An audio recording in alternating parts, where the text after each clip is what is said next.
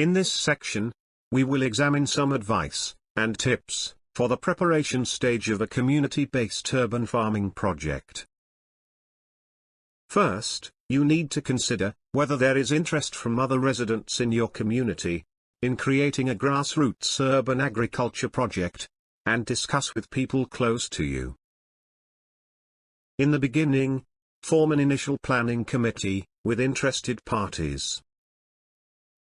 Discuss with the planning committee and determine if there is a need and desire to create a grassroots urban agriculture project in your area, and what type it will be, as well as what produce it may combine, such as vegetables, greens, herbs, spices, fruits, flowers, etc. Discuss with the local planning committee, who will your project serve and benefit. Would it be a project serving participants, residents of a housing estate, people from the local community, schools, and young people in your area, or even special vulnerable groups such as elderly, migrants or disabled people? Choose based on the actual needs of your area and the interests of the committee. The more inclusive your project is, the better. However, doing so increases the responsibilities and often the costs, especially when you need to create appropriate infrastructure for accessibility. A less inclusive project can also have high demands on finding resources, time, volunteers, and human capital to support it.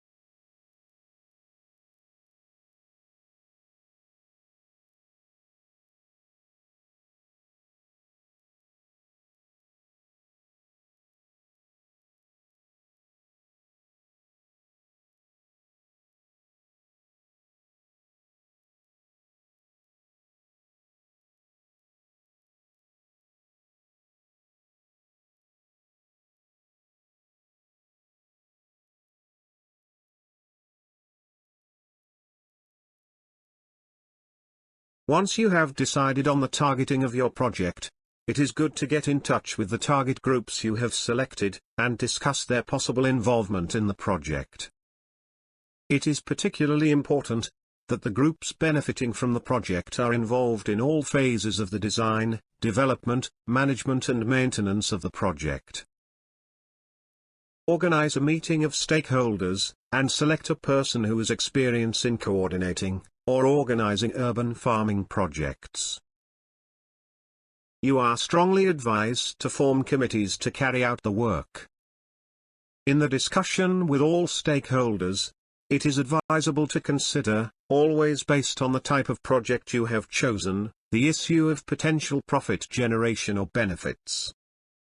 These can be in the form of money from possible sales, and box schemes with the local market, either in the form of a share of production, or even in combination with the therapeutic, educational, or integration benefit of a group, depending always on the type of project you wish to develop.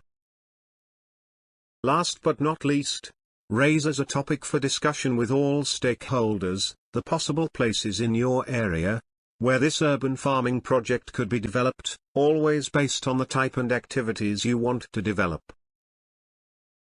Create a list of potential sites in your area to investigate their ownership and use. based on the land use zoning in your city.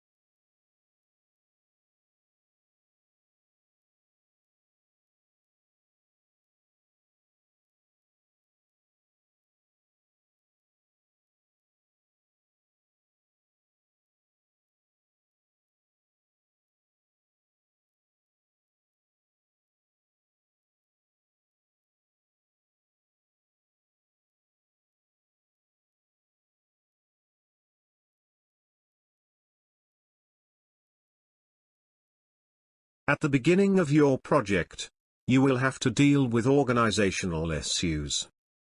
Among other issues, it is particularly important to discuss the following with people interested in committing to the project.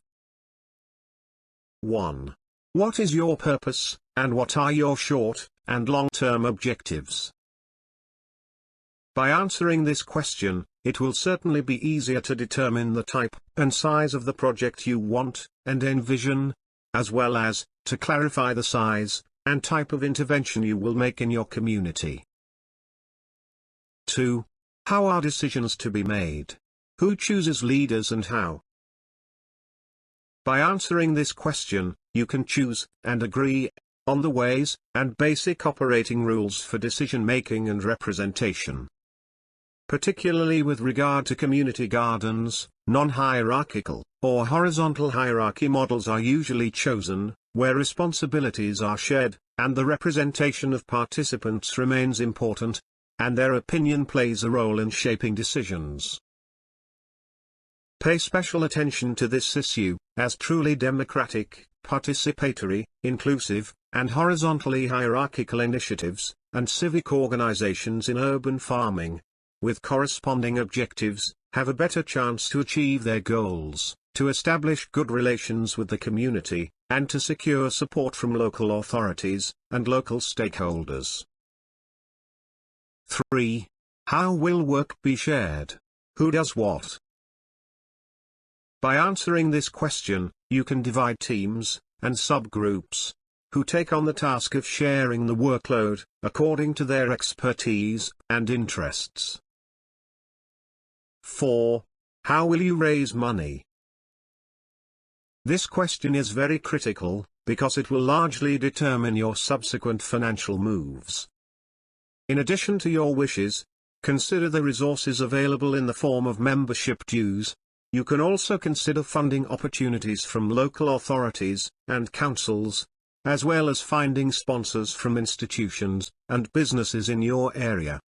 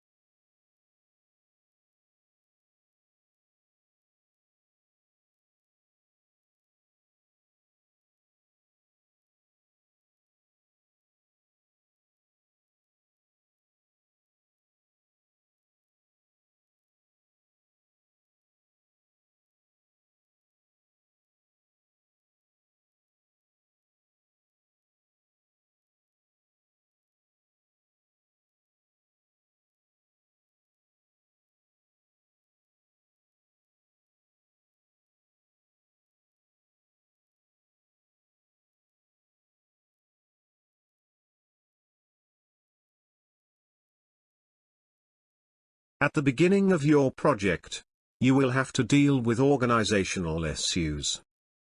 Among other issues, it is particularly important to discuss the following with people interested in committing to the project. 1. What is your purpose, and what are your short and long-term objectives? By answering this question, it will certainly be easier to determine the type and size of the project you want and envision, as well as to clarify the size and type of intervention you will make in your community. 2. How are decisions to be made? Who chooses leaders and how? By answering this question, you can choose and agree on the ways and basic operating rules for decision-making and representation. Particularly with regard to community gardens, non-hierarchical or horizontal hierarchy models are usually chosen, where responsibilities are shared, and the representation of participants remains important, and their opinion plays a role in shaping decisions. Pay special attention to this issue, as truly democratic, participatory, inclusive, and horizontally hierarchical initiatives, and civic organizations in urban farming, with corresponding objectives, have a better chance to achieve their goals, to establish good relations with the community, and to secure support from local authorities and local stakeholders. 3. How will work be shared? Who does what? By answering this question, you can divide teams and subgroups who take on the task of sharing the workload according to their expertise and interests. 4. How will you raise money? This question is very critical, because it will largely determine your subsequent financial moves. In addition to your wishes, consider the resources available in the form of membership dues. You can also consider funding opportunities from local authorities and councils, as well as finding sponsors from institutions and businesses in your area.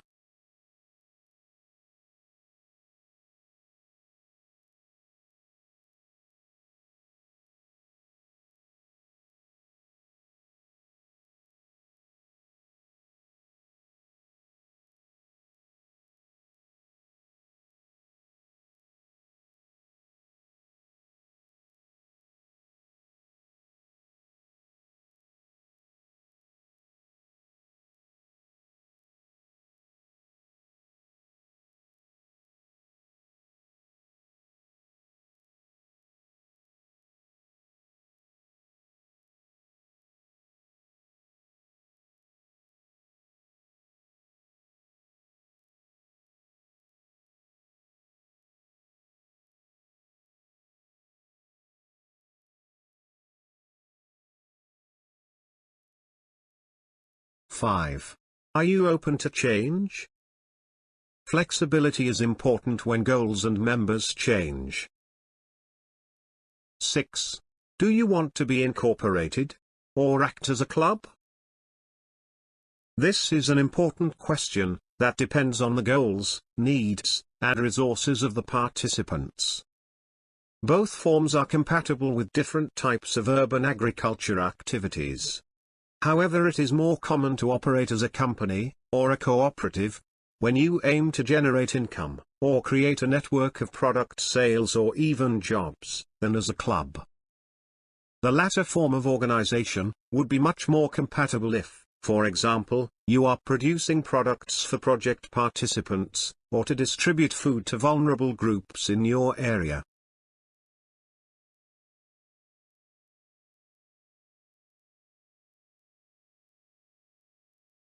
Select the most suitable location for the establishment of the grassroots urban farming project, always based on the type of project you have agreed upon, and the available sites and infrastructure in your area. Make sure the space has at least 6 full hours of sunlight daily, as it is absolutely essential for growing vegetables. Do a soil test for nutrients and heavy metals. This test is best done in the autumn, by an accredited agronomist, or a person with extensive experience in urban farming projects. You are strongly advised to seek scientific advice and assistance for this test. Consider the availability of water in your chosen location. It is advisable to choose a site that has access to the water supply system in your area, as the costs of your project will increase significantly if you need works to connect the site to the water supply system. Consider the previous uses of the land. Is there any contamination? It would not be wise to set up an urban agriculture project on a site with old industrial waste, for example. Is this something to consider for securing the site? Last but not least, you should identify the landowner for the site you have chosen. Is the site public or private? Do not start a project on land that does not have clear ownership, because you may encounter serious obstacles along the way.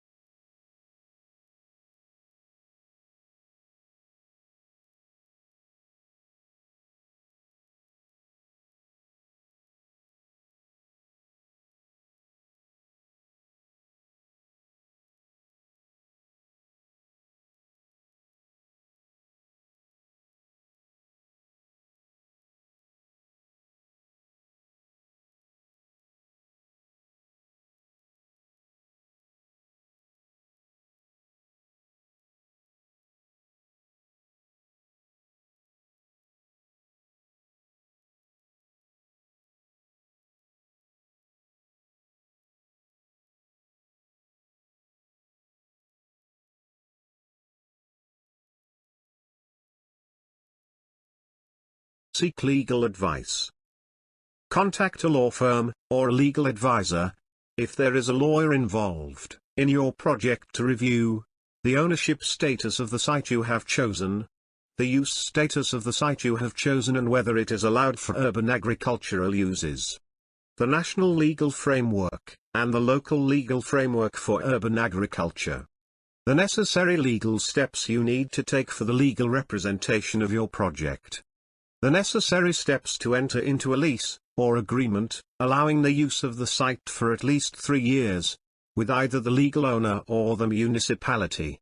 If the site is owned by the municipality, it is recommended that after you have set up your association, or club, and have considered the legal issues of land use, you contact the local authorities, and present your project to consider the issue of free concession of the land.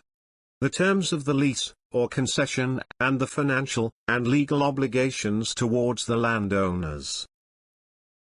It is important to choose a site that meets the vast majority of the above criteria, in order to minimize legal obstacles to the development of your project.